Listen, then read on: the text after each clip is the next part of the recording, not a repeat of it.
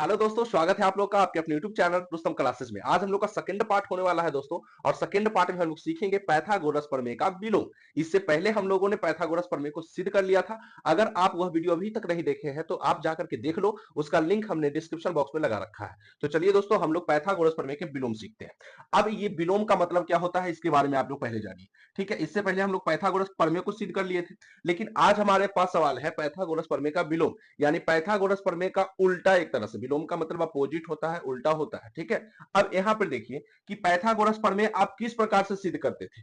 कर्ण square बराबर लंब square plus आधार स्क्वायर, आप क्या देखते थे क्वेश्चन में कि सिद्ध कर देते थे। तो आपको मैं बताऊंगा समकोण त्रिभुज।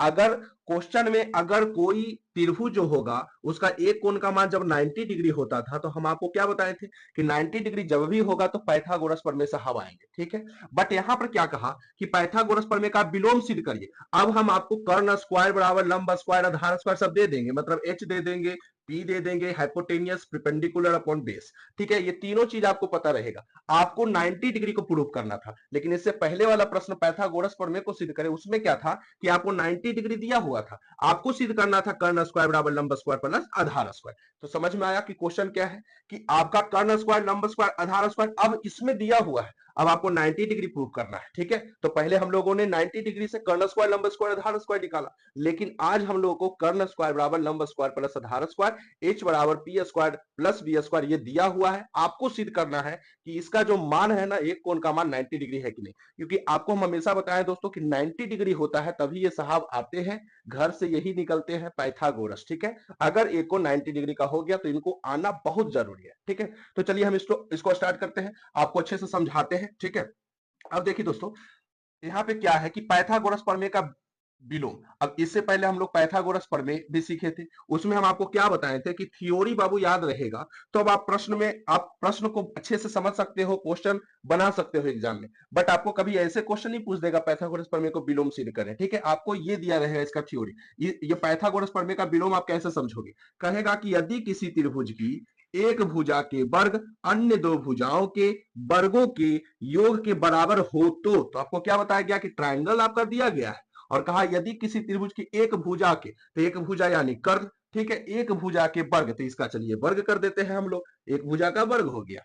अन्य दो भुजाओं के, तो अन्य दो भुजा कौन सा बचा, एक पी बचा और एक बी बचा। ठीक है, अन्य दो भुजाओं के वर्गों, तो इसका भी वर्ग करेंगे और इसका भी वर्ग करेंगे। अन्य दो भुजाओं के वर्गों का योग, योग का मतलब किसका फॉर्मूला, प्लस वाला। तो यहां पर एच स्क्वायर बराबर दिया गया है हम लोग को पी स्क्वायर प्लस में बी स्क्वायर, जैसा कि आप थ्योरी में देख रहे हैं। यदि किसी त्रिभुज की एक भुजा, तो एक भुजा एच हो गया, एक भुजा का वर्ग करिए एच का स्क्वायर हो गया। दो भुजाओं के, तो दो भुजा हमारे पास पी और बी बचा, उसका भी वर्ग करिए, तो चलिए वर्ग कर दिए। योग कहता है तो योग कर दिए, के बराबर हो तो चलिए बराबर भी दे दिए। ठीक है, तो पहली भुजा का सम्मुख कोण समकोण होता है। अब आप बताओ कि सम्मुख कोण किसको कहते हैं। तो पहली भुजा हमारे पास कर्ण है, और इसका अगर आप नाम देते हैं तो ए बी सी, तो कर्ण का क्या नाम पड़ेगा बताइए, कर्ण का नाम पड़ेगा ए सी। क्या पड़ेगा, ए सी। तो ए सी का सम्मुख कोण कहने का मतलब होता है उसका सामने वाला कोण। तो ए सी का ये वाला जो भुजा है इसका सामने का कोण कौन सा बनेगा, बी। तो यही कोण बी बराबर आपको प्रूव करना है 90 डिग्री, कोण बी बराबर आपको प्रूव करना है 90 डिग्री। समझ में आ गया थ्योरी। तो अब हम लोग इसमें आगे बढ़ते हैं, और आप किस प्रकार से बनाओगे। सबसे पहले तो आपको एक त्रिभुज दिया गया है दोस्तों, एक त्रिभुज दिया गया है। चलिए क्या दिया गया है, एक त्रिभुज दिया गया है। ये आपका ए हो गया, ये आपका बी हो गया, और ये आपका सी हो गया। ठीक है, अब यहाँ पर ए बी सी हो गया। अब यहाँ पर ये जो बी का मान है 90 डिग्री है, ये इसको आपको क्या करना है, प्रूव करना है। ठीक है, तो सबसे पहले हम आपको क्या बताए थे कि आप क्या लिखो, रचना लिखो। क्या लिखो दोस्तों, रचना लिखो। तो रचना चलिए लिखते हैं, रचना। ठीक है, रचना लिख दिए हम लोग। अब रचना में बताओ दोस्तों क्या लिखेंगे आप, वहां पे आप क्या किए हैं। तो सबसे पहले रचना त्रिभुज एबीसी में आप पहला लिए हैं त्रिभुज ए बी सी में। ठीक है, ये आपको रचना नहीं होगा, ये आपका दिया हुआ है, क्योंकि ये तो क्वेश्चन में ही कर दिया था ना, ये आपका दिया हुआ है, ये आपका दोस्तों दिया हुआ है, दिया हुआ है, दिया हुआ है त्रिभुज एबीसी में। क्या क्या दिया गया है बताइए, दिया हुआ है त्रिभुज एबीसी में, तो क्या क्या दिया गया है दोस्तों। तो हमको एक चीज खाली मालूम नहीं है, एक चीज हम लोगों ने सिर्फ 90 डिग्री जो यहाँ पुट किया ये नहीं होना चाहिए, क्योंकि ये तो हमें मालूम ही नहीं है ना, इसको हमको सिद्ध करना है। तो आप बस बेसिक से समझो क्या मैं कर रहा हूं इसमें। सबसे पहले आपका क्वेश्चन के अकॉर्डिंग एक त्रिभुज दिया गया है, त्रिभुज एबीसी। त्रिभुज एबीसी में अब आप चलोगे त्रिभुज एबीसी में, तो बताओ यहाँ क्या कहा, सबसे बड़ा भुजा। आप बताओ दोस्तों कि सबसे बड़ा भुजा आपका क्या होगा। सबसे बड़ा भुजा एसी होगा ना, तो सबसे बड़ा भुजा एसी हो गया, और एसी का आप क्या कर दोगे, स्क्वायर कर दोगे, तो एसी का स्क्वायर हो गया। और दो भुजा क्या बचा, एक बचा एबी और एक बचा बीसी। अब दोनों का स्क्वायर करके वर्ग कर दीजिए, तो एसी स्क्वायर बराबर AB square plus BC square, plus क्या हो गया, बीसी स्क्वायर। ये आप लोग को दिया हुआ है क्वेश्चन, त्रिभुज भी दिया हुआ है और एसी स्क्वायर बराबर AB square plus BC square भी दिया हुआ है। अब आप लोग को जो है ना सिद्ध करना है, तो क्या सिद्ध करना है भाई, तो सिद्ध आपको करना है, सिद्ध करना है। क्या सिद्ध करना है, तो हमको सिद्ध करना है दोस्तों कोण बी बराबर 90 डिग्री। कोण बी बराबर क्या प्रूव करना है हम लोग को, 90 डिग्री क्या करना है, प्रूव करना है। ये जितना भी मैं अभी लिखा हूं दोस्तों, सब क्वेश्चन के अकॉर्डिंग लिख दिया हूं, ठीक है, जो क्वेश्चन में दिया गया था वही लिख दिया हूं। अब यहाँ के बाद अब आपका प्रतिक्रिया होगा, क्या होगा, तो आप रचना करिए, ठीक है, इसी के जैसा एक त्रिभुज क्यों नहीं ले लेते हैं, इसी के जैसा चलिए हम एक त्रिभुज ले लेते हैं, ठीक है। एक त्रिभुज और हम बना देते हैं इसी के जैसा, सेम टू सेम एक त्रिभुज बना दिए, ठीक है। अब इसका नाम दे देते हैं डी, और इसका नाम दे देते हैं आपका क्या, ई, और इसका नाम दे देते हैं एफ, ठीक है। अब इसमें हम 90 डिग्री को पुट कर देते हैं, क्योंकि हम अपने तरफ से त्रिभुज ले रहे हैं, तो 90 डिग्री होगा, एक समकोण त्रिभुज ले रहे हैं, ठीक है। अब यहां से आप बताइए, यहाँ पे आप क्या लिखोगे, रचना, ठीक है। अब यहाँ पे लिखोगे रचना। रचना आप क्या लिए बताइए, रचना आप जो है क्या लिए हैं, तो रचना हम लोग लिए क्या, एक अन्य त्रिभुज लिए, कौन सा लिए, डीईएफ। एबीसी दिया गया था, एक अन्य त्रिभुज अपने तरफ से हम लिए डीईएफ, तो यहाँ पर क्या होगा, एक अन्य, एक अन्य त्रिभुज डी ई एफ, एक अन्य त्रिभुज डीईएफ की रचना, डीईएफ की, डीईएफ की रचना किया, डीईएफ की रचना किया। और देखो ये पूरा का पूरा 90 डिग्री जो डिपेंड करता है वो किस पर डिपेंड करता है, कर्ण पर। कर्ण पर, तो कर्ण को छोड़ देंगे, बाकी ये दो भुजा और ये दो भुजा, ये दो भुजा, ये दो भुजा एक दूसरे का क्या होगा, बराबर होगा। अब यहाँ पे देखिए एक नया चीज में मैं आपको सिखाऊंगा, सर्वागसम। इसके पहले वाले क्लास में आपको समरूप कवर किया था, इसमें सर्वागसम पढ़ाऊंगा आपको, किया। अब बताओ इसमें, जिसमें ए बी बराबर क्या होगा, इस भुजा, ये जो भुजा है इसके बराबर होगा, ये जो भुजा है इसके बराबर होगा। तो यहाँ पर आपका किया, जिसमें, जिसमें, ठीक है, किसके बराबर, तो बताइए जिसमें जो होगा, जिसमें जो होगा आपका डीई बराबर, डीई बराबर क्या होगा, जिसमें डीई बराबर क्या होगा, ए बी होगा, तथा कर्ण को सिर्फ छोड़ना है। फिर उसके बाद बताइए ईएफ बराबर क्या होगा, ईएफ बराबर जो होगा हमारा बीसी होगा। तो रचना में यहां से हम लोग का प्रतिक्रियाएं हैं, एक अन्य त्रिभुज डीईएफ की रचना किया, जिसमें डी बराबर ए बी तथा ईएफ बराबर बीसी। तो जो क्वेश्चन आपको दिया गया था दोस्तों उसके अकॉर्डिंग ये फिगर है, ठीक है। यहां से आप एक अन्य त्रिभुज रचना करिए, हम लोगों ने अन्य त्रिभुज रचना किया, डीई एफ किया, ठीक है, त्रिभुज की रचना किया, जिसमें जो डीई बराबर है ए बी दिया गया है, और तथा ईएफ बराबर बीसी है। मतलब ये दो भुजा आपको पता है, इस भुजा को आपको बराबर करना है। और जब तीनों भुजाएं आपस में बराबर होती है दोस्तों, तो ये साइड साइड साइड से ये क्या होते हैं, सर्वागसम होते हैं। क्या होते हैं, सर्वागसम। अब आपको समरूप पढ़ाए थे ना, यहाँ पे देखिए सर्वागसम का टॉपिक क्या है। सर्वागसम का मतलब होता है कि, समरूप का मतलब आपको पहले बताया गया था क्या, कि कोई भी त्रिभुज हो, छोटा हो बड़ा हो, अगर आपको देखने में एक जैसा लग रहा है ना, तो वो समरूप हो गया। बट सर्वागसम में ऐसा बात नहीं है। सर्वागसम का मतलब होता है कि अगर एक त्रिभुज 5 सेंटीमीटर, 5 सेंटीमीटर हाइट, लंबाई, चौड़ाई कुछ भी 5 ही का है, तो अगला भी त्रिभुज उतना का ही होना चाहिए, ठीक है, तो इसको सर्वागसम कहते हैं।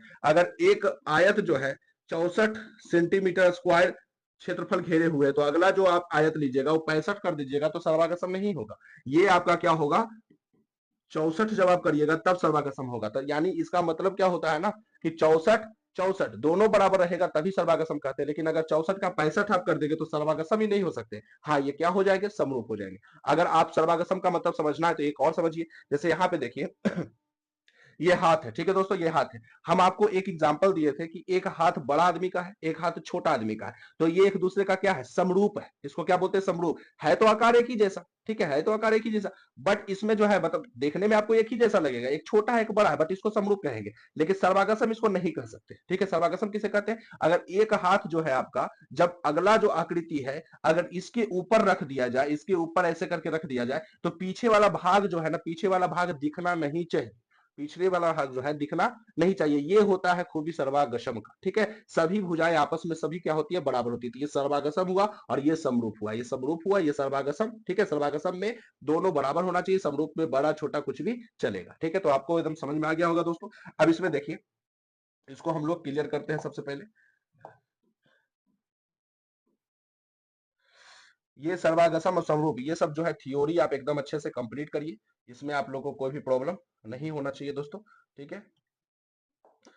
अब देखिए यहां से क्या करना है हम लोग को। दो त्रिभुज हो गया, अब यहां तक कोई भी प्रॉब्लम नहीं। एक अन्य त्रिभुज डीईएफ की रचना किया जिसमें डी बराबर ए बी है तथा ई बराबर बीसी है, ठीक है। अब यहां से आप चलिए, जो हमारा त्रिभुज है ना, इसमें 90 डिग्री तो हमने दे रखा है, तो यहां से हमारा होगा पाइथागोरस प्रमेय। क्या होगा दोस्तों, पाइथागोरस। तो यहां से चलेंगे पाइथागोरस,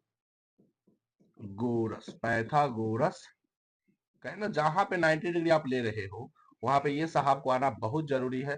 पाइथागोरस प्रमेय से हम लोग चलते हैं। तो पाइथागोरस प्रमेय से जब चलेंगे तो बताइए क्या होगा। इसमें भी वही होगा ना, कर्ण स्क्वायर बराबर लंब स्क्वायर और आधार स्क्वायर। कर्ण कौन है हमारा, डीएफ है। क्या है दोस्तों, कर्ण जो है डीएफ है, तो डीएफ का क्या हो गया, होल स्क्वायर हो गया, सही है। क्योंकि डीएफ का स्क्वायर पूरा पकड़िएगा होल पर, फिर वो डीएफ स्क्वायर ही निकलेगा। ये हो गया कर्ण स्क्वायर बराबर लंब स्क्वायर। क्या है, लंब हमारा डीई है, तो डीई का होल स्क्वायर हो गया। ये हमारा जो अन्य त्रिभुज रचना की है उसका है। फिर ईएफ है, तो ईएफ का होल स्क्वायर हो गया। किसका स्क्वायर हो गया, ईएफ का होल स्क्वायर हो गया, सही है।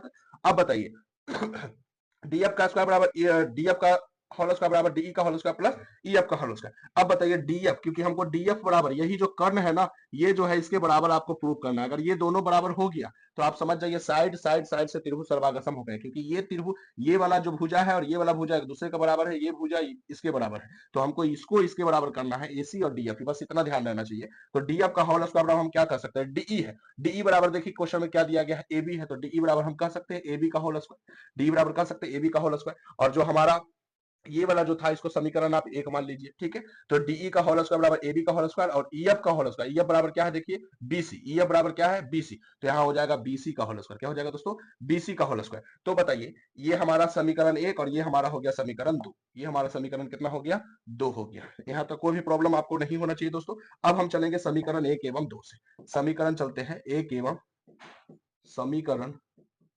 एक एवं दो से। समीकरण एक एवं किससे चलेंगे दोस्तों, दो से चलेंगे। तो बताइए, जब दो से चलते हैं ना, तो यहाँ पे देखिए समीकरण एक हमारा ये है और समीकरण दो हमारा ये है। तो क्या ये A B square B C square दोनों सेम लग रहा है। अगर ये दोनों सेम है तो ये ऑटोमेटिक आपस में क्या होंगे, सेम होंगे। अगर A B square plus B C square ये सेम है, इसके बराबर है, ठीक है, आर एच एस के बराबर, तो एल एच एस ऑटोमेटिक क्या होते हैं, बराबर होते हैं। तो यहाँ क्या हो जाएगा, ए सी का होल स्क्वायर, ठीक है दोस्तों, ए सी का होल स्क्वायर, ठीक है।